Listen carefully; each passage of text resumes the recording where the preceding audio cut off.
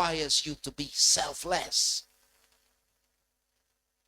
But for you to reinvent yourself, it has to do with your identity. Nobody else can tell you what your identity is. Because if they do, you are a slave. Are you hearing what I'm saying? It doesn't matter where you are born. That doesn't tell your identity. Look at your neighbor and say, where I'm born does not determine where I'm going. You see, your journey is not your destination. And too many people confuse, oh, talk to me somebody, confuse the train ride or the bus ride with the place you are going to. If you are on the way to a castle, why do you allow the man next to you screaming to stop you from getting where you are supposed to go? If you're on the way to the bank to collect $1 million, why do you allow somebody that had a miserable night to get in the way of your progress? Your journey is not to be confused with your destination.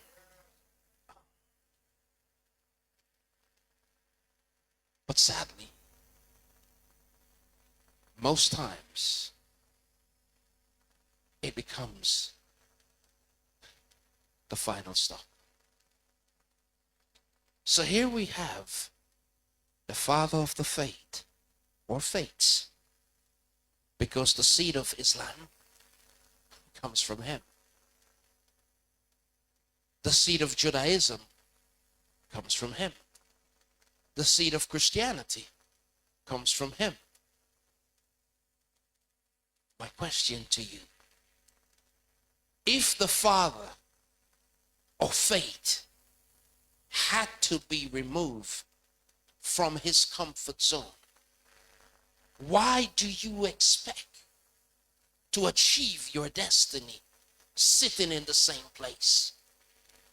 If the father of faith,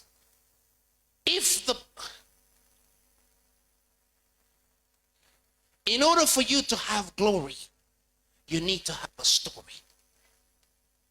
So what is your story? And oftentimes, I always say, you only know what you know. I've had people come on me and say, you can't do this. You can't do that. I remember when I arrived in London, a gentleman sat down and he asked me, what do you want to do?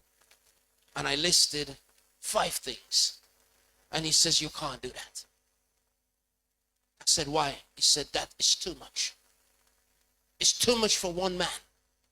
You cannot have a master's in this, a doctorate in this. You cannot. Are you hearing me this morning? Don't let anyone tell you you can't. God says you can do all things through Christ who strengthens you. And so everything they told me I could not do, I turned it into my goalposts. And today I have done them. 5 years ago, I went and I sat down to him. And I said to him, please tell me, what is this? Oh, you've got a doctorate. Oh, you got a PhD. Oh, you got that. I said, yes. But didn't you tell me I could not do this? And he said, I based it on what I thought.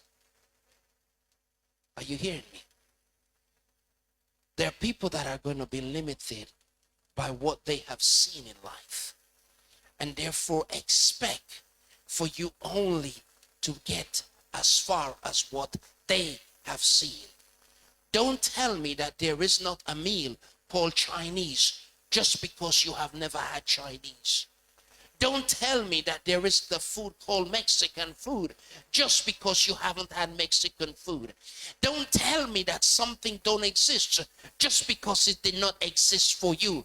And what God has called his people to do is to come out of the limitation. Your name has something to do with what you accept to be. So therefore, don't call me what I am not.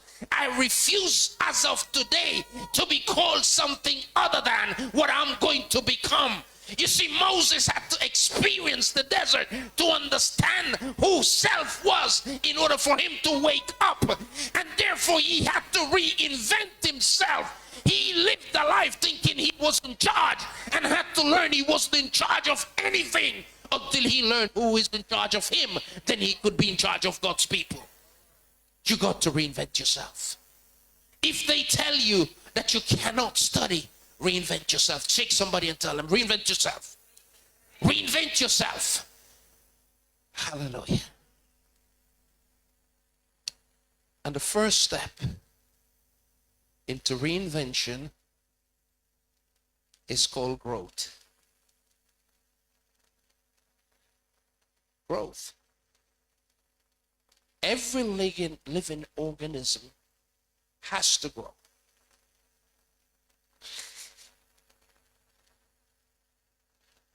Sadly, there are people in church,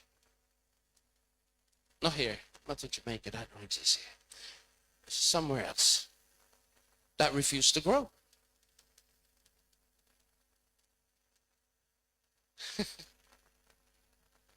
There are people, no matter what you tell them, they want to remain in pamper state.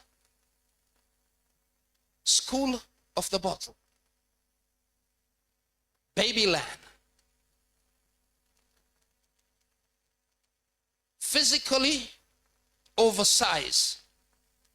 Mentally diminished. Do you know that the Willie Lynch letter address, by the way, do you know what the Willie Lynch letter is? Those who don't know, please raise your hand. There's no shame. All right? When you go home, please Google Willie Lynch letter. He says that sitting in 1726 on the banks of the River James, he told the people that were slave owners that their problem was an issue of stock. He called the stock. And all they needed to do is to program, and our people will be enslaved for the next 400 years. He said, use difference, use complexion, light against the dark. He said, use poor against the rich, strong against the weak. Does that look something similar to what we're seeing everywhere right now? Please stay with me. If I were to tell you that you are a slave, you will be upset. But if I was to say, what does your actions and fruit show? What would you say? Some people are still in slavery. And therefore, that is why they rely on others. They cannot go and create because somebody else has to do it for them. If you're a practitioner of the culture of blame, sorry to say, you're a slave. Someone who understands liberty understands that they can as far as the wind sail allows them. Someone who only sees limitation is enslaved. But I got good news. You can reinvent yourself from a place of slavery and say that this is not what God made me. If my name said that I was supposed to only be XY, today I can say that's no longer the case. Can I share something? Many people don't understand that there are principles that it don't matter where you are. If you apply them, they give result. That is why you have people who are non-God-fearing getting results. It's to do with principles. One of the principles of life, sow and reap. If you have a nasty attitude, you're going to reap nasty attitude. If you have a negative perception, you're going to reap it. Now, can I help you? Say, help me, please. Yeah.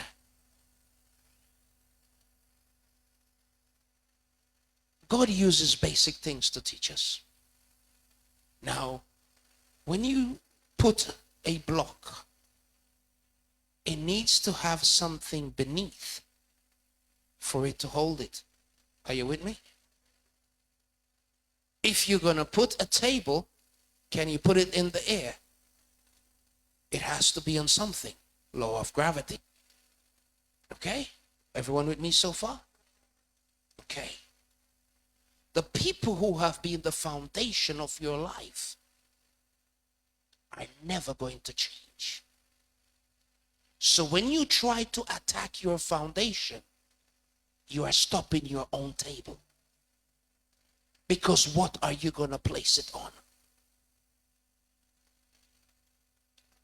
Shall I repeat that again? I think some people look like they're lost or confused. If Bishop was my foundation, which he was, it doesn't matter where I go 30 years from now. That story is not going to change. Therefore, it's in my interest, under the law of sowing and reaping, to honor my foundation. I don't think you got it. I don't think you got it. It is in my interest to honor my foundation, because it's only on that I can build. So if you're not building and you're not seeing anything standing, it's because you have no foundation. Are you with me? My question to you then today, what is your foundation?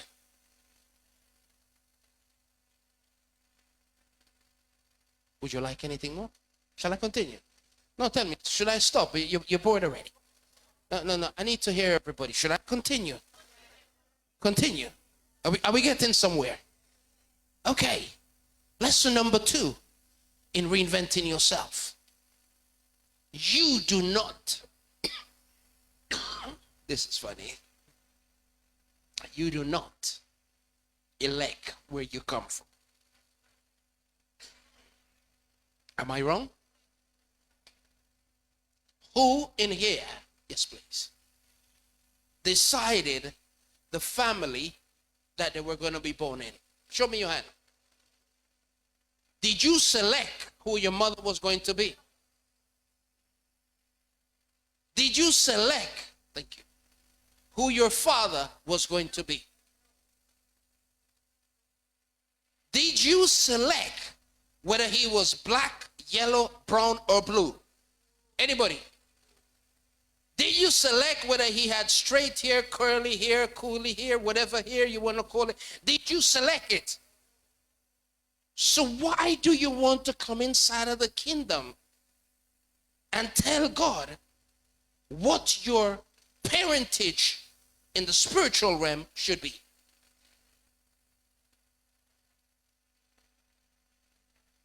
Why do you think you have the power of choice of who that is? I was reading the life of Smith Wigglesworth.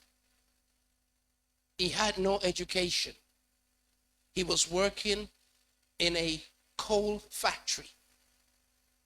His mentor for his spiritual foundation was a man in the Anglican church. It doesn't matter how far Smith Wigglesworth got. That was his foundation. Oh, I don't think you get it. Don't matter how much you grow. That is the sign of it. So the first visible aspect of any reinvention is growth. The interesting thing is motion, thank you, has to do in association with growth. Shall I explain it? If you're not moving, you're not growing. So people who are lazy, let me not even go there. People who think that they're doing a favor to Bishop, if you're stagnant, you are impeding your own progress. And the first sign of growth is learning.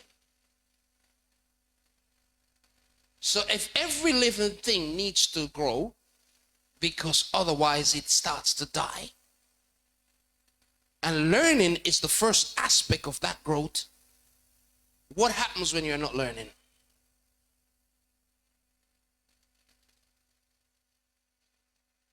That is why so many are dying. And then they want to blame the church, and they want to blame the bishop, and they want to blame brother so and so.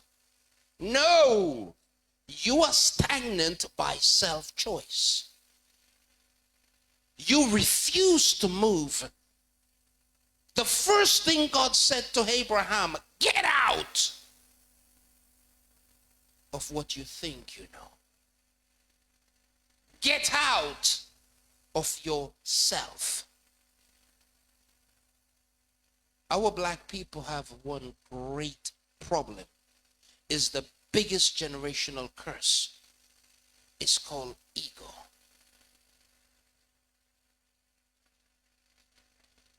The ego goes before their head.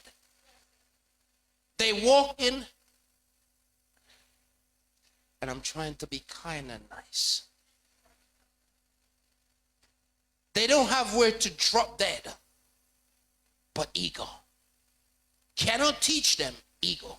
Can't correct them, ego. I'm touching the points by points. Because if Jamaica is to have an answer, it requires people with answers. If Jamaica is to have solution, it requires problem solvers. I'm going to share an interesting factor. How many inventions do you think have been made that has significantly changed the world throughout our history? How many? No. Not that has significantly changed life in the world. We're talking inventions like the wheel. We're talking inventions like flying. We're talking inventions like heart surgery. How many do you think have happened that has significantly changed the history of the world? 1,286. It shows how repetitive we are.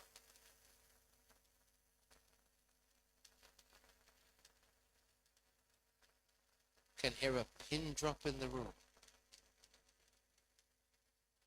Isn't that staggering?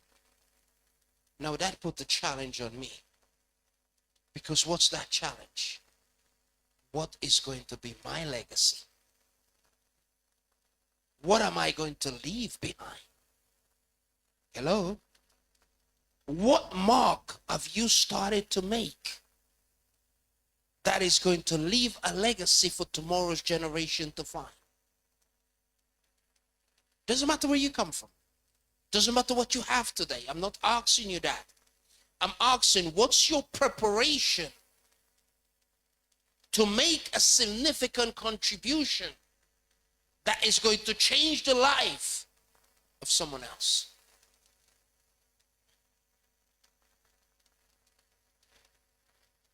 You know, Jesus said in the book of John 12, except a seed falls in the ground and die, it can't bear fruit. If you are still walking the same way you did when you were 18 months and now you are 20, somebody would look at you funny, isn't it? So why is it that we have people that 50 years on, they still have the same bad habits? I don't hear no amen, and I'm accustomed to that. Why is it that you believe that you can demonstrate progress and 30 years on, you speak the same way? Oh, no, it's fine. No, it is not. You still have the same bad temper. Oh, the Lord saved me. And yes, he left your temper at the door. Oh, I am saved, Holy Ghost filled. What? Some other spirit you fell with. Maybe it's the Jerry and his nephew.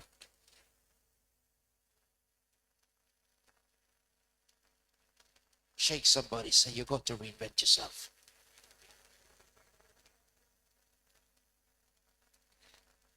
Now, I don't want to just diagnose the problem. I want to give you some recommendations. Because we must understand what affects us. Spirit, body, soul, and mind. The first thing that affects us is something found in the book of Esther. I'm going to ask somebody to find the book of Esther chapter 2.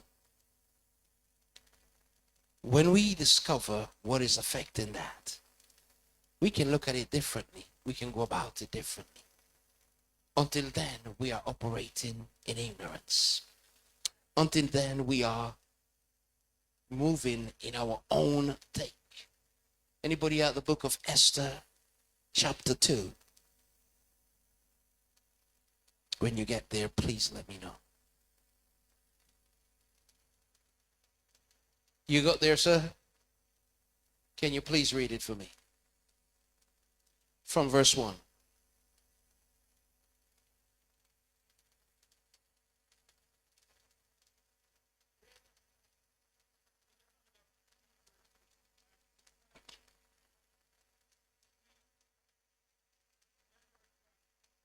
No, skip to verse 4, please.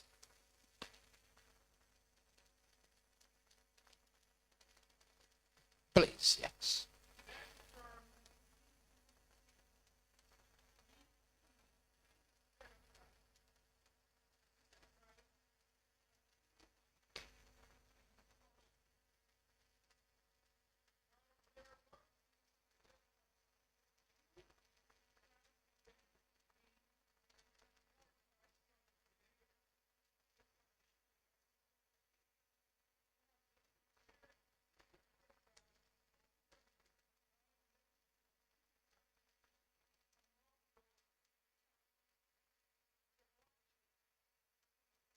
Stop there, please. Can you repeat that verse?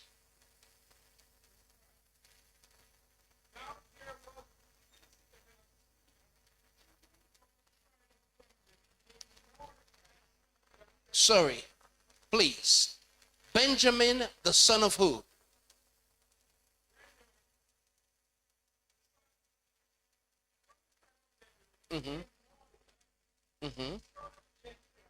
Son of Jair, the son of Shimei, and the son of Kish.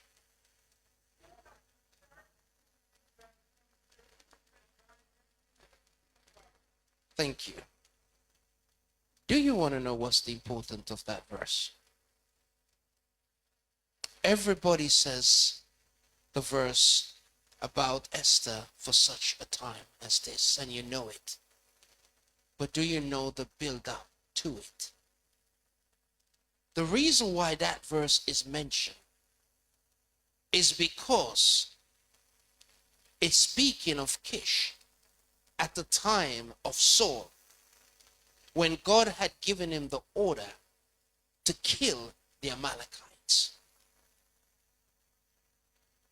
In other words, 500 years later, Mordecai has to deal with Addy's demons. One of the biggest problems that the church has not overcome is something called bloodline issues.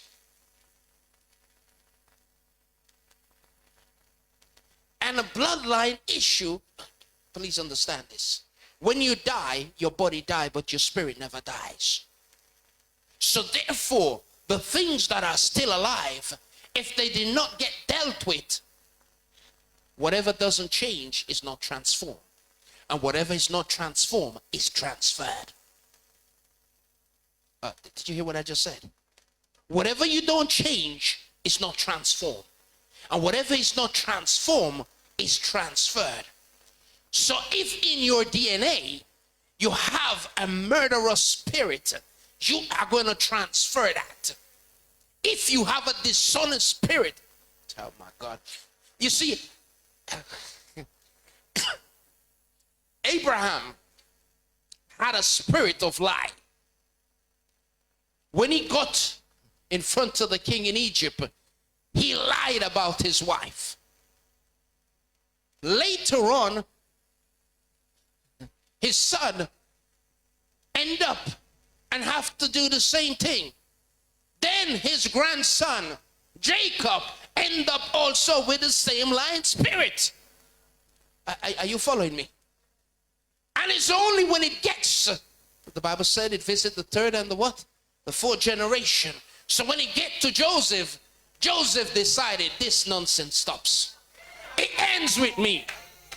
Somebody say today, it ends with me, and it stops today. Because I am going to be reinvented for purpose and destiny. Are you following me?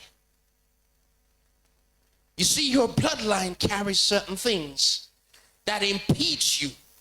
Some of us are fighting the battles, not for us. We are fighting the battle. Women, hear me carefully. That seed of abuse, if it never got transformed, it will be transferred.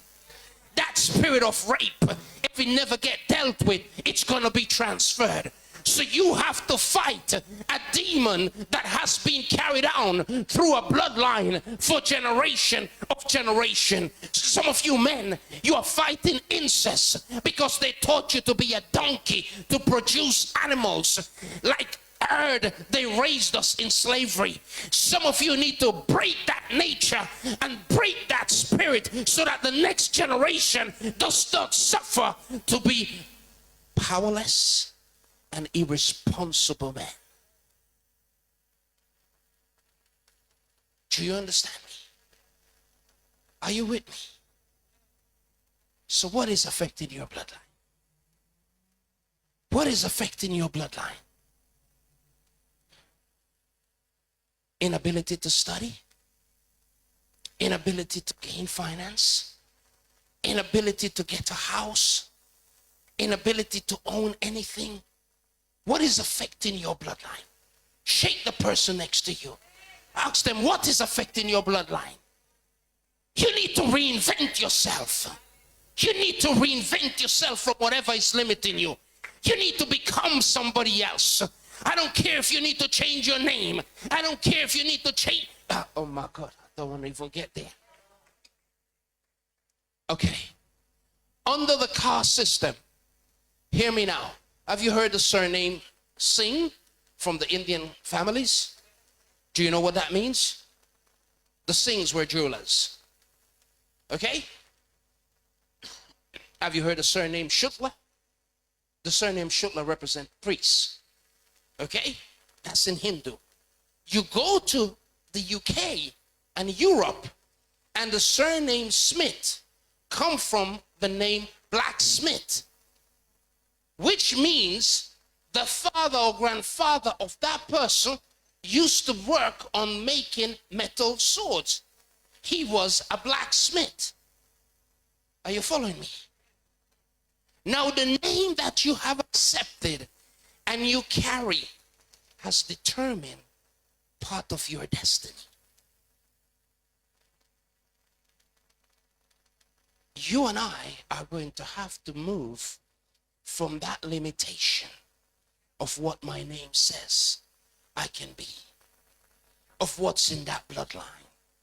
That is why the blood had to be shed so that you and I will get a new bloodline. That is why they had to be in business law someone else that paid what you and I could not afford. Are you following me what I'm saying to you? There is hope because somebody else paid what your salary could not pay. And therefore you are entitled to change poverty. You're entitled to change limitation. You're entitled to change because somebody else did it for you.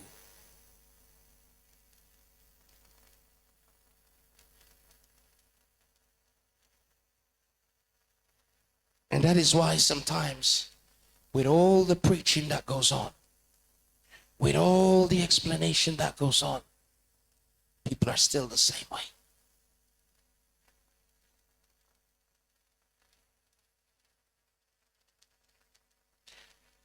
If you thought that it was going to be easy, it's only easy because he made it easy. But understand that in the walk of faith, you're either in battle or you're in bondage. There's no middle ground.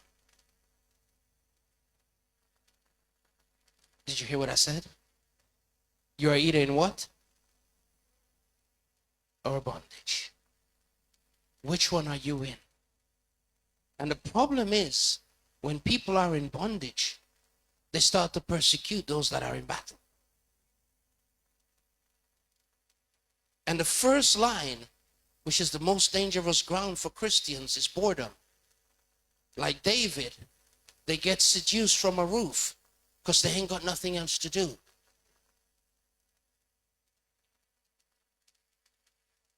What are you battling today? Did you think that what is happening in secret, God does not see? Do you think that because Bishop is not there? Somebody once asked me to give my definition of integrity. I said, integrity is what you do when nobody else is watching.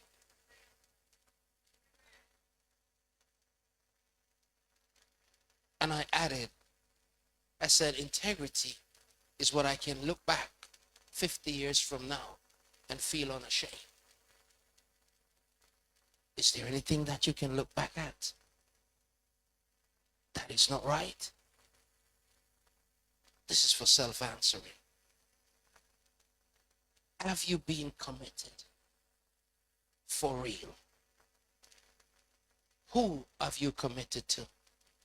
Tradition or service?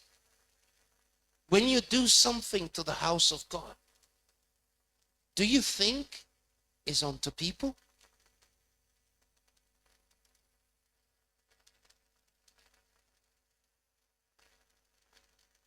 In the reinvention of self, you have to have not just self-reflection, but self-assessment. In order to have the right Christian legacy, we need to start taking certain steps that demonstrate literal change. The way how you walk can't be the same. You don't believe me? Ask Jacob, the only man that came face to face to fight with God. And when he got there in his wrestle, battling and pushing, Have you ever wondered, why did God not touch his shoulder? Why did God not touch his arm? He touched his leg. And Jacob came out with a different walk from the walk he had before. Some of us, we are going the route we are going because we haven't had an encounter for transformation. Hence, our walk has not visibly been changed. Do not wait until the appointment reaches you, because God will definitely redefine your walk for you. If you say you believe in him, you got to have a different type of approach. Some of you know what is going on. That little money you took aside and you call it my little hustle, it's a wrong walk. The person you are hanging with, which you know it's not right, it's a wrong walk. What you are doing behind in darkness is a wrong walk. The reason why you can't witness to anybody is because you know you are in a wrong walk. But hey, today you can change that. Say, I'm reinventing myself. Come on, say it with me. I'm reinventing myself. Do I have a witness? Do I have a witness? Anybody that would want to continue the same? You want to reinvent yourself? Do you want to reinvent your walk? Because when you change, whatever is around you change. Imagine Joseph being the Joseph of his family and decide he's going to stay a prisoner. How can he feed anybody? Imagine Moses refusing to change. Who can he deliver? Are you with me? Imagine Daniel refusing to give what God gave him. How does the people receive the knowledge? Do you understand?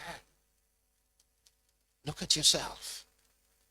Tell the person next to you, you are the only Jesus some people will ever see. The reinvention of yourself is because, ma'am, don't wait for somebody to come from a cloud. It's you they are going to see.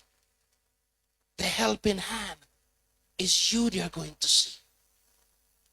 So ensure that whenever they are seen, they give glory to the Father. Ensure the image that is being presented reflects him. Can you say that that image, you reflect it in everything that you do? If you don't, I'm asking you, reinvent yourself. When you are reinvented, you become contagious. You get to impact others. And last but not least, legacy only comes after that transformation. The prophecy is there. Abraham, in you, all the nations of the earth are going to be blessed. But it was never yet manifest. Until his name changed from Abraham to Abraham.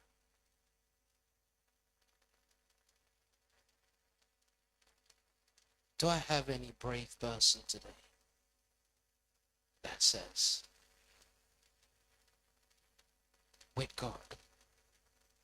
And I can tell you it works.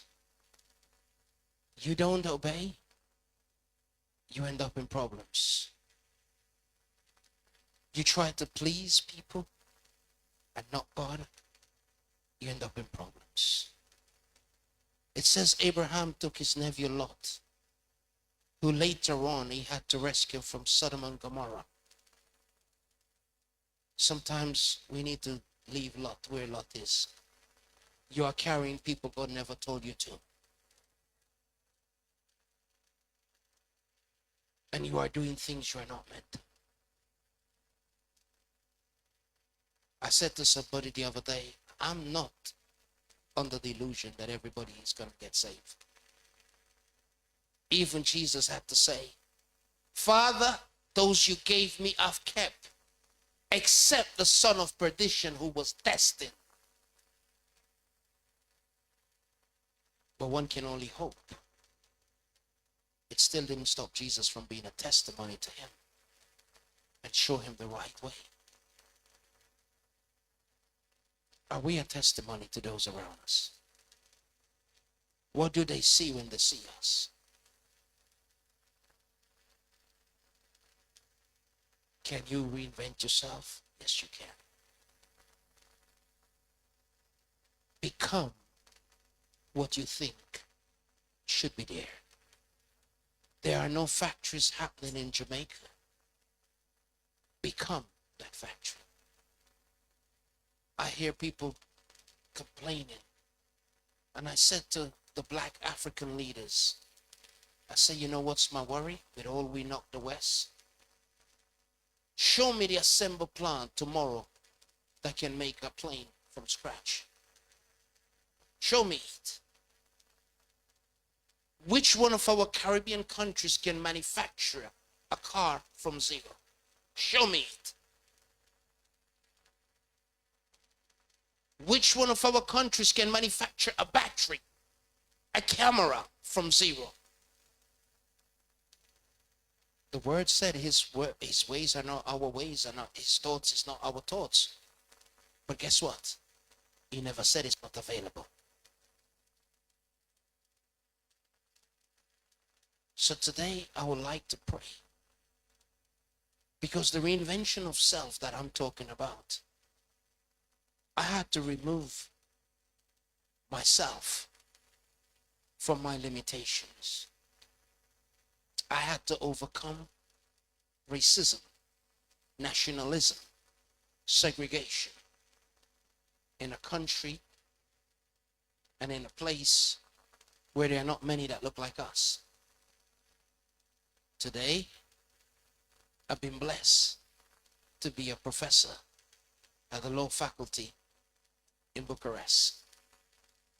At the age of 45, honored as the youngest life achiever in the law faculty. It can be done. I had to reinvent myself. Today, I stand as the only director of this ethnicity for the International Committee Against Terrorism, Organized Crime, and Corruption, with the right to check any country.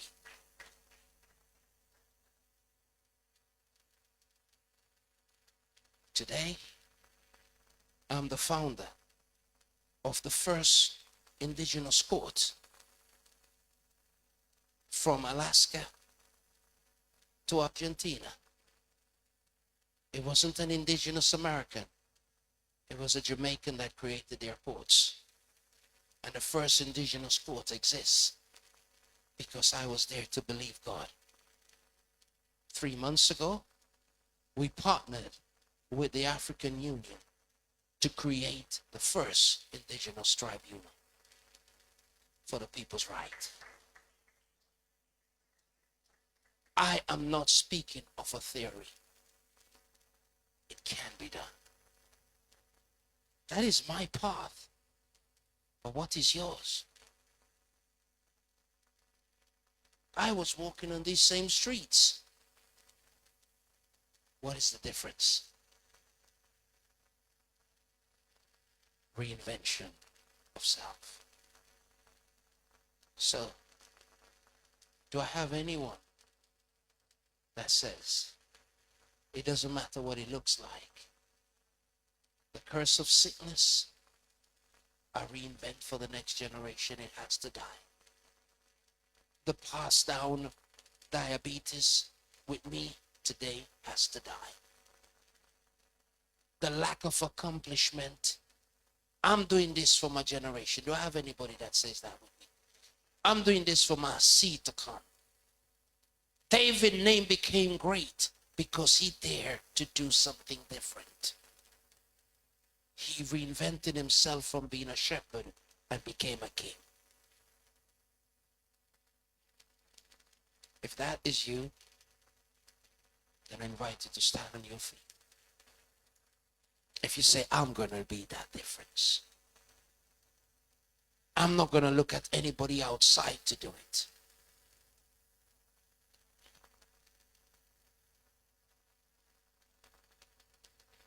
And when you start doing that, you're walking in obedience. Please raise your hand where you are. And say, Father, in the name of your Son, Yeshua the HaMashiach, I declare that my life will no longer be the same. Today, I declare that by your blood, the old me gets changed and is reinvented to a new version of your design. I become your upgrade of the best version of myself. Today, I speak to limitation and I said it stops this moment. I will accomplish what no one else in my family had ever conquered before. Today I declare I will have what no one else in my family was able to obtain before. Today I declare I become everything God says I am. And I will be an impact to my neighborhood, to my family, to my colleagues, and to this generation. I declare that I leave a legacy. When I am gone from this world, it shall be said, I impacted my surrounding. Father, in the name of your Son, I give you praise today, and I thank you for every person under the sound of my voice. I pray, oh God, that your spirit will quicken their thinking. I pray, oh God, that this seed shall be a blessing to each and every life. And I pray, oh God, that they will become agents of change wherever they go. I pray, oh God, that this ministry will continue to impact many like how it's impacted me. And I pray, oh God, that they will be able to bear fruits, and fruits that will be seen. I bless everyone, and I thank you. In Yeshua's name. Bishop.